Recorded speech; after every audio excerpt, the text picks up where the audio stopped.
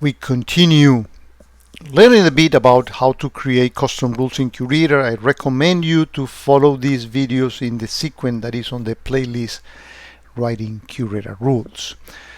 Now, the first rule that we created, actually we created two rules, were based on events like this. And we show there that one way of identifying a particular event is by its category. This particular case was authentication, the high-level category, and the low-level category was group member added, and that was given to us automatically. Other ways you can actually do this without writing all this stuff is actually identifying it by the QID. And QReader Associate has a unique QID for every one of these events, as we can actually see here. How will we do that? Well, let's actually go into the rules editor, and these were the conditions that we had before, and instead of this one we could add, I'm going to add a condition first, and it's going to be regarding the QID. So if I type here QID and I type here and the QID and I put that number that we saw before, whatever it was, 5000-0009, I can actually put a number in here, or I can search in the categories and that will yield the same result, right? Now, I prefer to do it the longer way without the QID because it's more meaningful. When you read these, you get a feeling of what you are doing.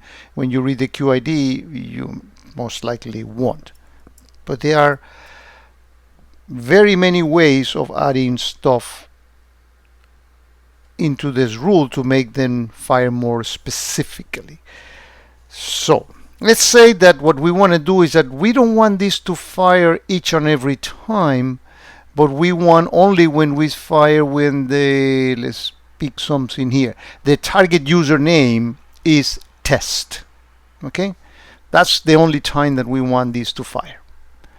Well, how do we do that? So let's go here into the rule. I'm gonna eliminate this, and if I type the word here event property, that's so very many that is hard to find the actual condition, but look at the richness of the things that you can do with all those properties. And what we want to do is to find one where this matches, that when that property target username matches test. Perhaps the easiest way of finding that, if we try the word event, way too many, and put the word match. Now notice that we're going to select the condition here in the middle. We're going to put a search filter, but we can even do AQL, which are very powerful. You can make an AQL search for that test condition. And then once we have that, and remember that always in all these rules you can eliminate something and do the negative by clicking here and you put a not, right? But in this is not what we want to do in this case. So you put the search filter here, and notice that you have all those custom properties in here. So let's type target, and it was the target username. This is the one we saw, equals, and notice that even more granularity here. You can say equals any of, which is the anything that has the word test in it. Matches an expression, a regular expression, does not match, is null, there's nothing in there, or is not null, it has something in there, contains any of. So if I put the word test in here within something else, it will also be fine. Very rich set of things. So if I put the word test here, which is what we want to do, and we click here add and we click submit, Now our rule has become a little bit more granular. So first is Windows logs, then that's the high level and low level category, but this is only gonna apply when the event is the computer name, username is test. So we click here, finish. Let's test this out.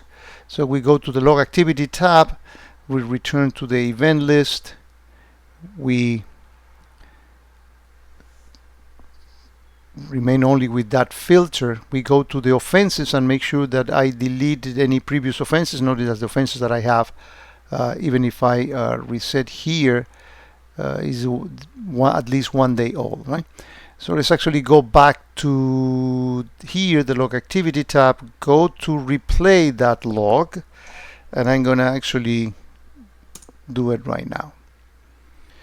So we got the event, we pause it here to enter into it, and when we look at the rules that match, we should find our rule in here, member added to a Windows group, which is the one that we just did. Why did that? Well, because that's precisely what we were doing. We wanted to make it more granular. And you can do similar things with any of the other custom properties that are extracted by the parser. In the next video, what we're going to do is, well, why if I want to search for stuff that is not being selected as a property from the parser?